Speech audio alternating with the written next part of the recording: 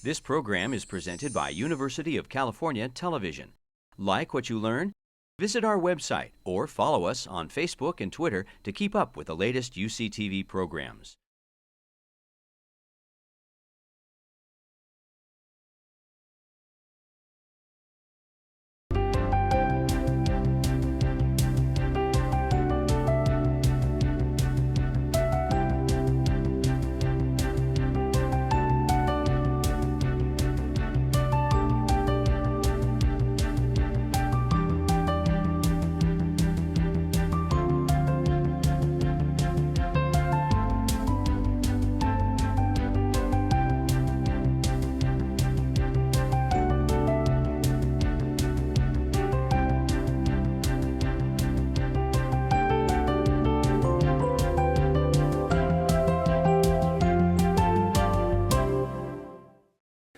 Welcome to the Bankhead Theater, and thank you for coming for the third of 4 of the Science on Saturday presentations. With the help of the local educators, Lawrence Livermore National Laboratory produces Science on Saturday for your continuing science education. So a big thank you to the lab and for all the people that helped produce this. Today our topic is medical radar, next generation life-saving medical diagnostic services. All right, anybody here remember the original Star Trek series? Cool. Remember when Dr. McCoy would wave that little thing over everybody and say, "Oh, Jim, we got to go. It's, he's hurt." Well, that's what we're going to be looking at today. And by the way, that little sensor that he used to wave around was nothing more than a salt shaker from the caterer's truck. In this presentation, Dr. John Chang from Lawrence Livermore National Laboratory, Dean Reese, a physics and biology teacher from Tracy High School, and Christine Paulson, an engineer also from the Livermore Lab, will take the salt shaker idea and introduce efforts to build medical tools to reveal life-endangering traumatic injuries to the head and torso by using the micro-power ultra-wide impulse radar. Dr. Chang is a scientist at the Engineering Directorate at Lawrence Livermore Laboratory, and his research interests are in the area of electromagnetic theories, techniques, and is investigating non-invasive wireless technologies for medical applications. Whew. He is also a practicing EMT and unit leader with the San Mateo County Sheriff's Office and Bay Area Mountain Rescue Unit, so I'm sure he sees the real-life applications of his work. Dean Reese has a BA in physics and with a double major in astronomy from the University of Massachusetts, and upon completion of his undergraduate degree, decided to try his hand at teaching, and we're really glad that he did. Prior to becoming a teacher, Dean served our country as a soldier in the National Guard. Christine Paulson has received 3 awards for development of portable, non-invasive pneumothorax detectors, cargo container security systems, and landmine detection systems. She is currently pursuing studies in systems design at MIT. So please welcome John, Dean, and Christine. Thank you.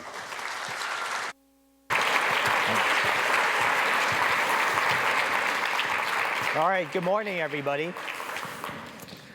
So definitely I want to welcome Dean and Christine on stage with me. We're super excited to be here and spend the next hour with you. We have hopefully some really interesting and exciting things to show you for the hour. And welcome your participation too. Okay, so one thing I want to say is that it's Saturday morning, and to get you out here on Saturday morning, it's just fantastic to see so many people here. And medical radar, wow, it's a big word. Well, we're gonna spend a lot of, I hope you have your pens and pencils out and paper, because we're gonna go through a lot of stuff. And a lot of stuff is including how do we create life-saving devices using a technology, what we call like a mouthful, micro-power, ultra-wideband impulse radar. Short for MIR. MIR, John Muir, how many of you know who John Muir is? Raise your hand. John Muir. How many have you been to Yosemite? All right. John Muir is the father of Yosemite. He is the person that goes and discovers all these great places in California and many, many other places around the country. So this is a tribute, and you'll see a little bit why I like John Muir so much. So one of the things that we're going to be going through today is a whole bunch of stuff, a whole bunch of technologies, a whole bunch of physics that hopefully will get you really excited. We're going to go through so many mathematical equations, so many theories. I hope you have your pens and pencils out. It's great. You know, Saturday morning, yeah, that's my favorite. You know. Oh, sorry, I was falling asleep. Sorry. So before we go into all those equations, let's go on a little adventure. Because on Saturday morning, honestly, I like to be outside. I spend all week working and in the lab. It's really cool. You see all this stuff. And but you know, Saturday I got some. Like to get some fresh air. And this is a wonderful long weekend coming ahead, and I like to go out. So our adventure takes us first from where we live. We live in one of the most beautiful places on earth, I have to say. The sceneries are fantastic. We have, hard to see here, but double rainbows. How many of you have seen double rainbows before? A rainbow, what is a rainbow? They're colors, right? And they're colors of the spectrum. And you see a little bit is reflective of the electromagnetic spectrum. And we'll go to that a little bit later. Now, in our adventures, we could certainly experience what spectrums are. We could experience with our friends all these, share with them all these wonderful places of discovery. But some of us science-minded, are interested in, how does it work? Why does it work like that? And why are we sensing through our eyes, through our skins, the temperatures, the environment? Many of the places that we like to go, in spite of that, the fact that we live in such a beautiful place in the Bay Area in California, is we like to go and check out what else is on the other side. Like the other side of the world, the other side of, anywhere. Just spin the globe and stick your finger and let's go check it out.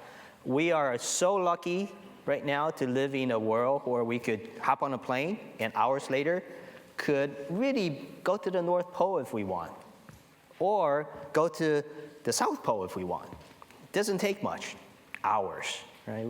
But sometimes we also take that for granted, because if you decide to walk somewhere by feet, it's going to take you days just to go a few miles to remote places that is very seldom populated, and but it's very cool, very, very cool. The places we go to, the other side of the world, could be very populated, the ancient cities of South America, or the really, really kind of far off places in South Africa. And many of these places are far away, unfortunately don't have the type of medical capabilities that we have here in the Bay Area. We could go to Stanford and get the best medical treatment anywhere in the world. You go to South Africa in a remote jungle place, it's very, very difficult to get the type of health care you want. So when we go there, once we get off the plane, awesome, it's great. And we walk on the tarmac, you could end up being, after the plane leaves, the only person around in hundreds of miles. And in those places, as we go there, we're getting there by helicopters and check out these awesome glaciers and look at all these sceneries that few people have actually experienced. There's one thing to see it on a screen in a picture. It's a whole different thing to actually smell it, to touch it, to when you land, actually go on it and and kind of see what it feels like. These are the places that are just so cool in my mind. It's almost as cool as having a In-N-Out burger, but it's pretty neat. And when we get to go there with our friends and share with our friends these awesome experiences, and soak it all in and have lunch, and you could decide whether or not you want to, let's go climb that mountain and go to the top of the world, or just kick back up in Greenland, for example, and watch some of the world's largest icebergs that are ever out there, it's like life could not be better. You are so happy, you're just excited, you're kicking back, and just having a good old lunch. But you are very isolated too. And when you're isolated, it's like, what could happen? It's like California. We get no weather. It's always sunny. It's just beautiful. It's perfect every day. But as we all know, weather comes, bad things do happen, and before you know it, something that is super spectacular and quite beautiful could start to turn on you. You could be very prepared. You could be world class in survival, but you're going to still be in a very, very far place. And when the weather is starting to come, and you're starting to kind of go, what happens if? And very dramatically, something does happen. Right? This is awesome, right? It's both awesome and scary, right? It surprises you. It doesn't, it's like, oh my God, I'm gonna die. Hopefully you don't, and that's what we want to do here is to keep you from dying.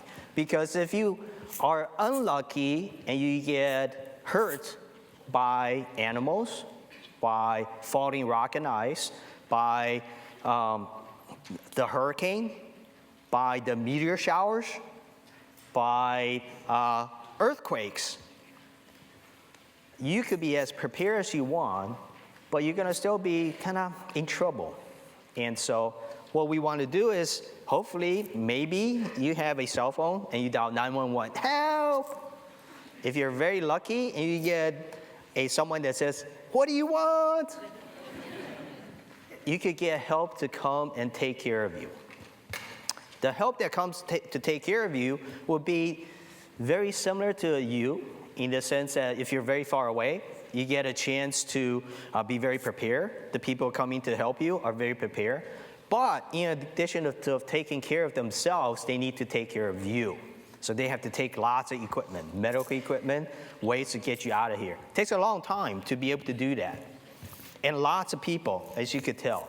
One of the things that you could help them and they need help on is when you're hurt, how do you know how bad you're hurt? Is it an owie and a boo-boo that you're very sad about? Or is it something that within hours you might die?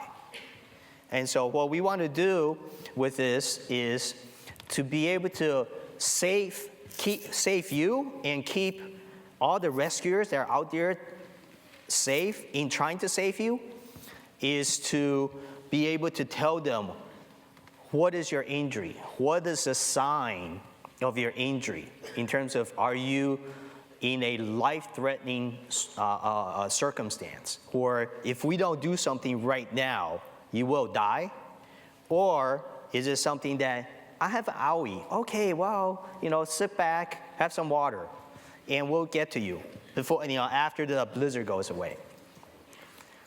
So the mirror technology is this technology that we have developed, which allows us to be able to help the rescuers do lots of really interesting things. And some of the interesting things are tracking moving people. And what you see on the left is a floor plan of a building. And you see the walls in the outlines, and you see little bright spots. Those bright spots are these things that are indicating things that are moving. In this case, the people are actually moving. So in search and rescue, it's great. If you're lucky, it's never that great, right? Because somebody's hurt. But it's great when you have one subject. Everybody could go and help that one subject. Devote all the energy and resources. But what happens if you have lots of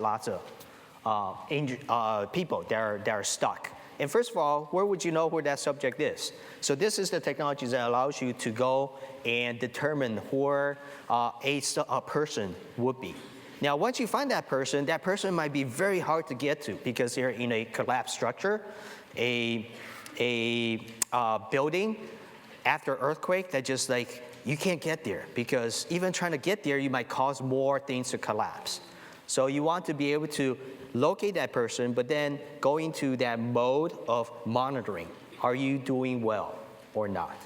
And we transition from using this technology of finding someone to the rescue in the context of being able to monitor your state of health. How are you doing? How do we monitor state of health? We look for breathing, how well you're breathing, and we look for how well your heart rate is. So as you all know, when you're very excited, your heart rate goes higher, and when you're very calm, it gets lower. When you're ill, your heart rate behaves a certain way, and when you're healthy, your heart rate behaves another. So we are able to monitor the state of health. And we can do that, in fact, through buildings and through structures and through materials. And we do that by using electromagnetic signals. The electromagnetic signals are these fields and waves that interact. It's a physical phenomenology. It's light, it's visible, or not. It's radio. It could be it's the same energy that allows you to see the color of the rainbow, as well as the same energy that allows you to talk on your cell phone and text your friends. Where we're using this is using this type of energy in the microwave realm to be able to look at what's out there in space. And when I shine it to the audience, that signal, when I transmit it and bounce back, I could interpret that what's bounced back to be certain characteristics of what's out there in space. And we're using that to determine the state of health of you, how well you're doing, or how ill you are. So the waves, what is a wave? A wave is something, if I stand here and I have 1 hertz, that means that over 1 second, there is 1 cycle, right? I would go up to the top and then go down to the bottom, just like the ocean waves. That is a wave. The wavelength is the distance, physical distance of if I stand there and then if the wave is moving, that is the distance of a wavelength. The type of waves that we're looking into are the microwaves. These are the waves that are about this long in terms of how far they are. It's the same type of microwave. These are the energy that we use to cook your popcorn and that you put in your microwave oven. But we're using it at such a lower energy level such that we're able to just interact with what's out there without injuring what's out there, without cooking what's out there, right? So if you're willing to talk on your cell phone for days on end, this is way safer than that. So that's where we're going with this. So next, please. So now that we have this kind of concept of what a wave is and the microwave we're using, what we want to do is we want to show you what we do with it. What we do with it is we make it into a radar. We take this electromagnetic sensor, send out these microwave signals, look at the space, and look at what bounces back. What bounces back, that signal allows us to tell you what's going on. Is there something there? Is it moving? If it's moving, what's it doing? So here, Christine Paulson, my good friend and fellow engineer, will show you a demonstration of how it works with Thing. Thanks, John. So let me see a show of hands. Who's ever stood at the edge of a canyon and shouted out, "Hello"? Okay, what happens? It echoes. That's exactly right. So just like those audio signals that are echoing in a canyon, we use radar with electromagnetic signals. And those signals echo off of objects in the room or people or anything that's in front of our radar. And we are able to collect those echo signals that reflect back and figure out information about what's in the room or what's in front of the radar signal. So that's how it works. So I'm going to show you a radar. Actually, this is one right here. This radar is sending out pulses into the space right in front of me. And on the screen, you're seeing, on the x-axis on the bottom, you're seeing time as the signals are scrolling by. But there's nothing in front of the radar right now. So we're not seeing much. On the y-axis, the vertical part, that's showing how far away from the radar is it seeing something. So the range, it's going to look, from right here down at the bottom to across the room. So in order to demonstrate this, I'm going to ask Dean to come approach me, and you'll see him. Okay, there he is. Everybody see that? Okay, now back away. All right, let's give Dean a round of applause. Okay, great job, Dean. Okay, anybody got any other suggestions for what we like Dean to do? How about can you run out? Can you come fast? Okay, no, run backwards. All right. Okay, how about a small movement? Okay, so he's waving his hand back and forth. We can see that's a smaller movement, right? Okay, and I can even see where he is. So if you back up, Dean. All right, okay, I can measure just by where that line trails off, I can tell where he's located. So we use this radar to measure the distance, how far away is Dean, and when he's moving, how much is he moving? And so you're going to see some different applications of this radar today, how we use motion and detection in medical applications. Okay. Thanks, Christine and Dean. So one of the really exciting things about what we're doing here is that we, in fact, over the past 12 years, before many of you were born, take the technology that used to be just in the laboratory, as shown in the picture. There are lots of big racks that requires plugging into the wall, and reduce that down to something that is very tiny, very small, handheld. And it allows us to take advantage of electromagnetic signals, and it sends out the pulse and determines what the reflection is through the echo, so that we could use for detecting what's out there. We could localize and tell you how far it is out there, and we can monitor what it's doing. And so one of the really nice things for medical applications is that it doesn't harm you. It is very low power. And as I mentioned, if you're willing to text and talk on the phone for days at a time, this isn't going to do anything to you, and which is a very nice thing, especially we don't want to introduce any harm by even the act of treating you. The other thing is like it's non-invasive. There's some great medical devices out there that is there to help you and treat you, but they're invasive in the sense that they have to be placed into you. They have to cut you open and stick it in you. That's kind of, I don't want that. So I like this because I don't have to stick that in me. I could just look from afar and get a sense of how am I doing. Now, the other thing that's really nice is it doesn't require skin contact. For us who are operating in blizzards, in very harsh and difficult environments, and we are afraid to die from being cold, we don't want people to start to take our clothes apart to put monitors on us. So to have this device to be able to monitor and measure our state of health is very, very desirable and very nice to have. So the other thing is, as someone that's going to go way off, days away into the cold and difficult environments, this device is very portable. It could be handheld, and so it's battery operated. I don't need a plug, and if it's the battery could last for a long time. And what we want to do is we also want to have lots of people use it.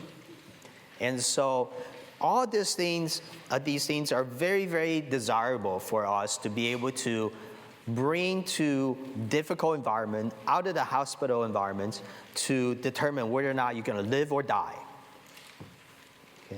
Now, the thing that we don't sacrifice is the sensitivity in putting everything into such a small package. And that's a very, very great advantage for the doctors and the paramedics and the physicians. So, but how does it work? You know, where in the real life environment can we see this being used? So, how many of you have seen the asteroid kind of falling out of the sky over the day before? Raise your hand. Great.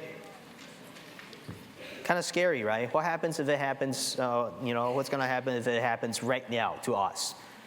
Well, you know, the likelihood is, you know, not too much, once every 100 years. But we do live in California, and we're afraid of earthquakes, right? What happens if an earthquake comes?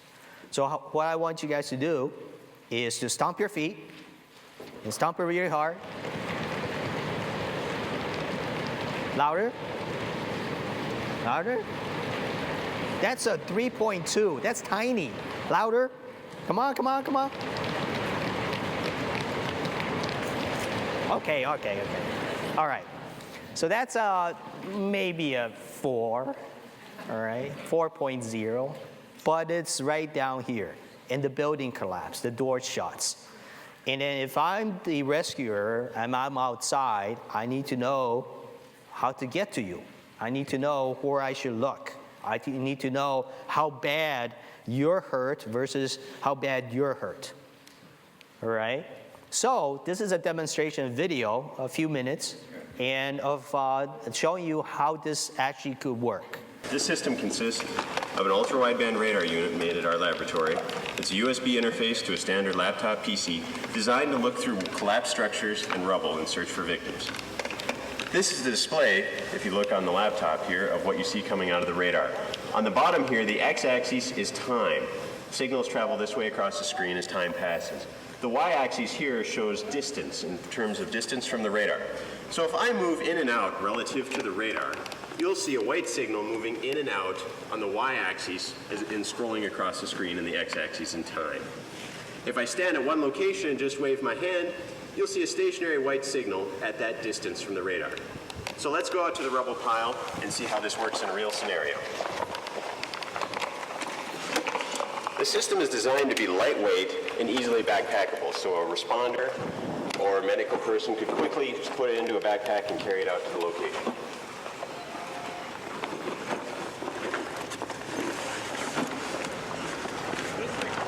Now we're heading out to a test rubble pile that we'll demonstrate the system on.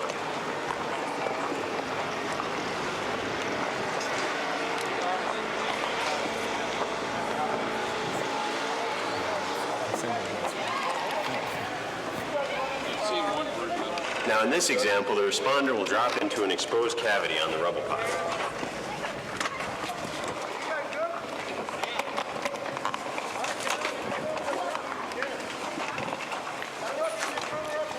As you can see here, it is not easily further accessible into the rubble pile, so the first responder can set up the radar and look through these walls to see if there's any trapped victims on the other side.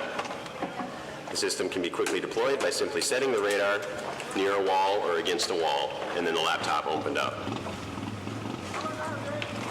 Now, if we look at the laptop screen, we can see any signals that are there. Is there anybody there? There's motion. There you can see motion about 5 feet away from the radar. Move if you can hear this. Clearly. Now you can clearly see that there appears to be a hand waving or some sort of high-speed motion on the other side of that wall about 5 feet away. Let's back up and see what's on the other side. If we look around the chamber, the first responder's in, we'll kind of see what the rubble pile consists of. The radar is behind this wall, and looking through this way, this thick wall, rebar reinforced, there's an air gap here, and if we remember, the victim was about 5 feet away, so it must be in this other chamber behind yet another concrete wall. Let's see if someone's in there.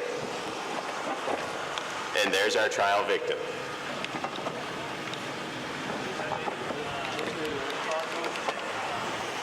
Take the search and rescue radar to another test location.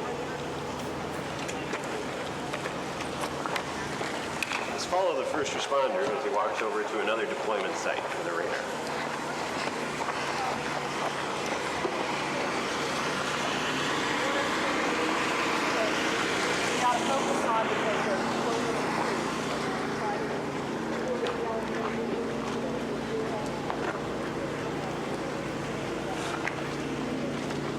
This site is an example of a freeway collapse structure.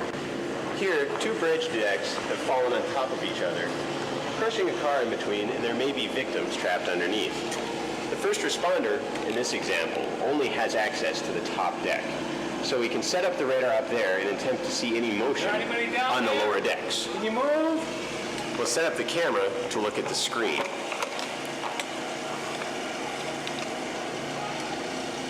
If there's anybody down there, move. Make Now, if some you motion. look, you can see periodic motion about 7 feet away from the radar on the Okay, good. screen, Keep it up. represented by One those more. white lines, traces shifting in and out. So we can say that there's probably a person trapped about 7 feet under that top deck. Let's zoom out and see what's there. Okay, come on out. And there's our trapped victim underneath the two bridge decks and the car.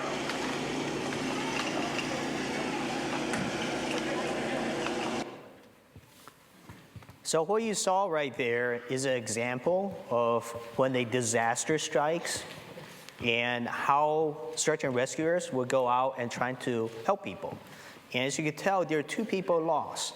The idea of this video is that we could go through a big area that is very, very kind of hazardous and methodically see where people are and search.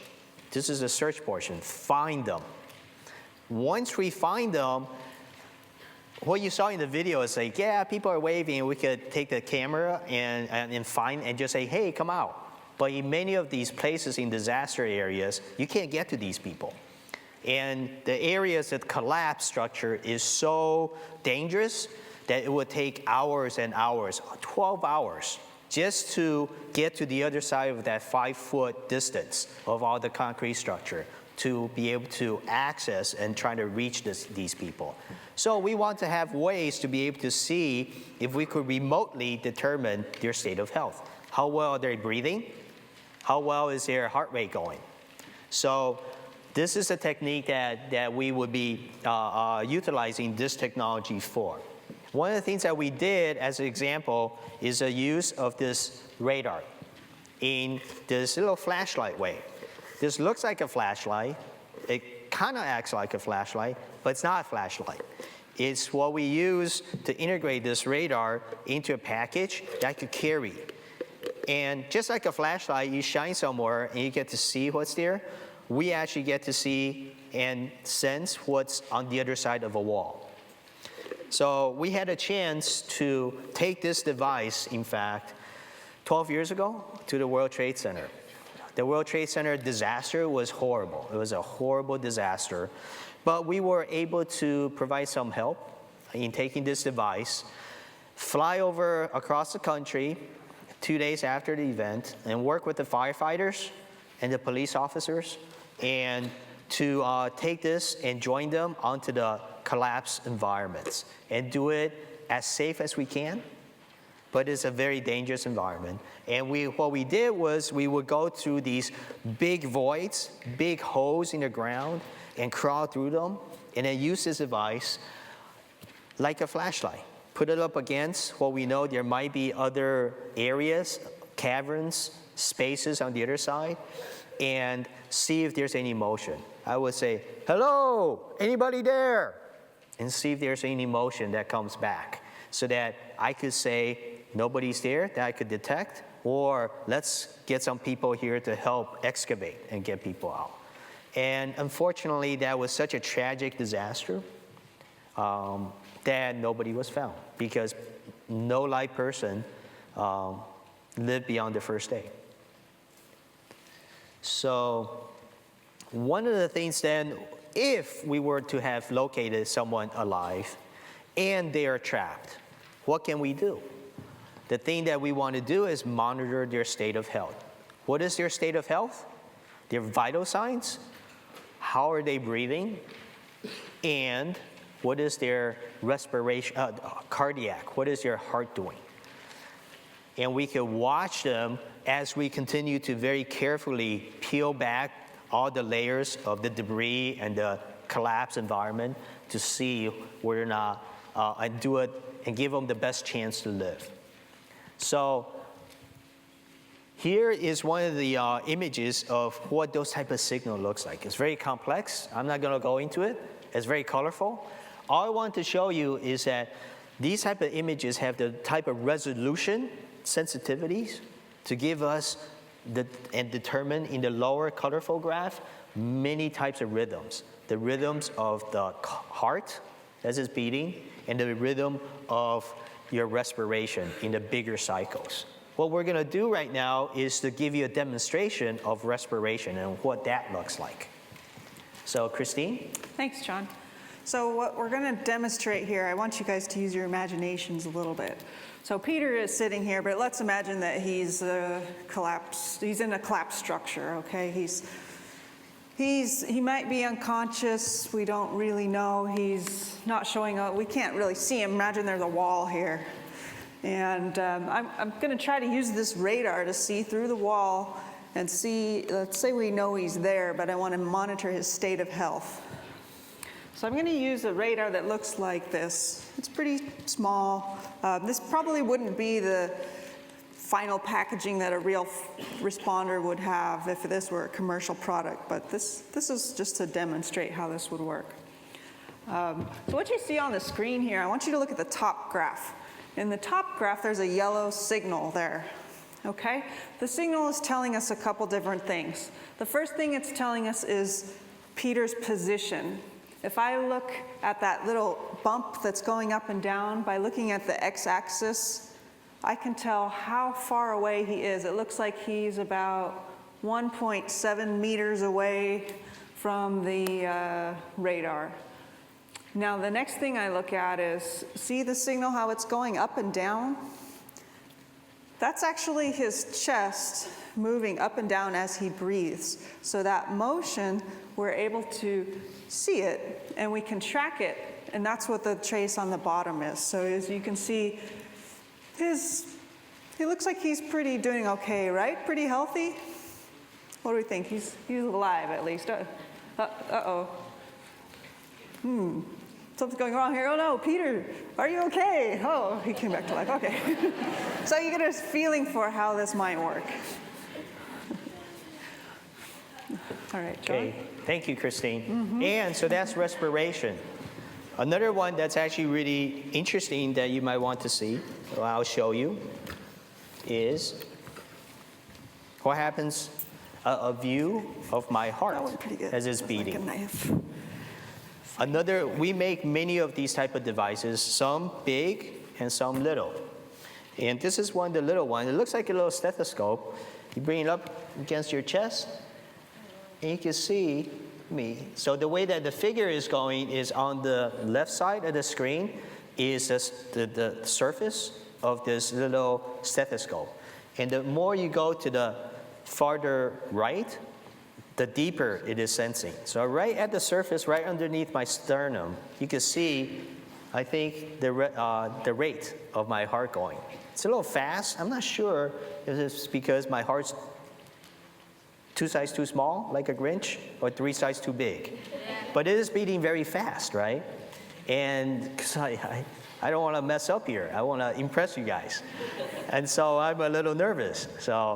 But that's what we do. We use these type of signals, and you can tell it's going through my clothing, into my body, to be able to actually detect the movement of my heart going back and forth. So these are the range of sensitivities that we are able to see. So these type of signals are signals that give us indications of vital signs. Vital signs, again, is how well you're breathing and how well your heart's doing. But when we go and get injured, there are a couple of things us that are in the emergency medicine world are particularly worried about. Those are the traumas, the injuries to specifically what we call kill zones. The kill zones are your head and your torso. Why are these kill zones? Because these are the places where we have our vital organs, our brains and our heart and our lungs. If we have damage there, it's very easy and very quickly how you might die. So we wanted to develop these devices so that we can monitor and anticipate. One of the hardest things about determining injuries is it's really hard to look into the body. Yes, we have MRIs and CT scans, but those are, in hospitals. I have to get you from the South Pole to the hospital. And I have to do that quick enough so you don't die while you're in transit. These are devices that allow us to determine what kind of injuries they are. And so the one on the left, for example, is whether you get hit on the head by a baseball, fall off your bicycle, get hit by a truck, fall off a cliff. Your brain is a big box, right?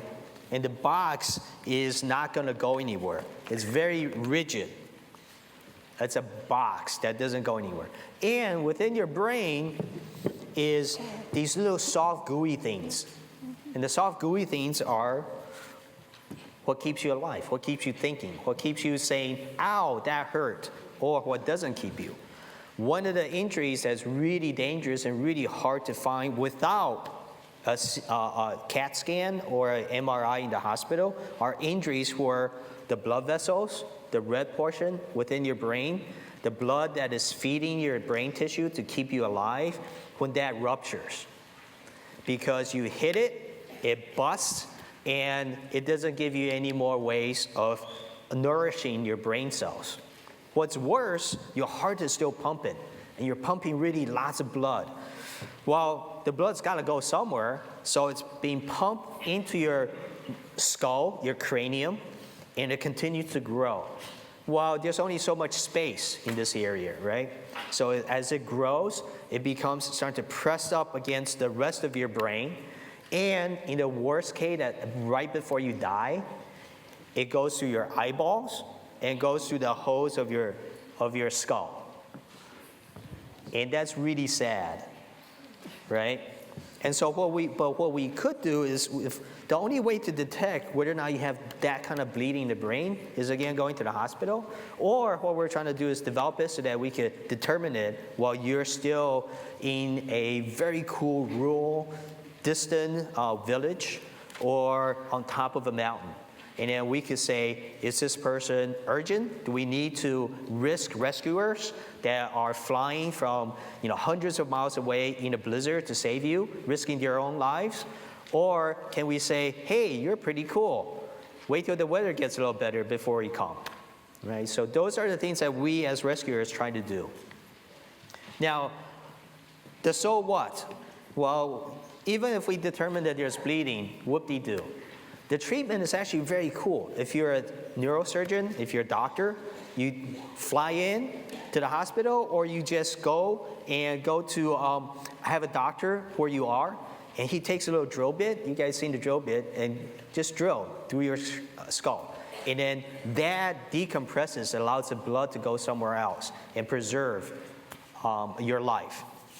The second one that is very similar is the pneumothorax. A trauma, a trauma to your chest wall, in which the trauma causes a leak from your lung into that space between your chest wall and the lung.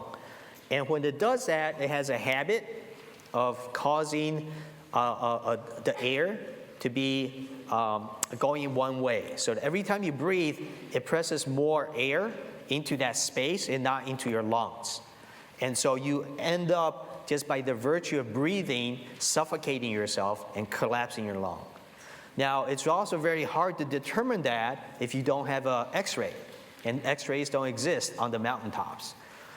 So what we want to do is, been working on this device of bringing it so that it's portable and bringing it to the mountaintops. Because if you know that you have a pneumothorax, the treatment for the paramedics is very, very simple. You take a big needle And don't do this at home or to your friends. Take a big needle, find a space between your ribs, and just go pop. When you go pop, what you hear is there's so much pressure like a balloon. You hear this thing go tss, and you decompress the pneumothorax, and you could save that person immediately, all right? But none of these procedures, even though the treatment is very simple, and again, don't do this at home or to your pets, you know, it's also very dangerous because you're hurting someone to save someone, okay? So these are the things that what we want to do is bring this technology to the EMTs, to the paramedics, so that we could allow them to better take care of yourself.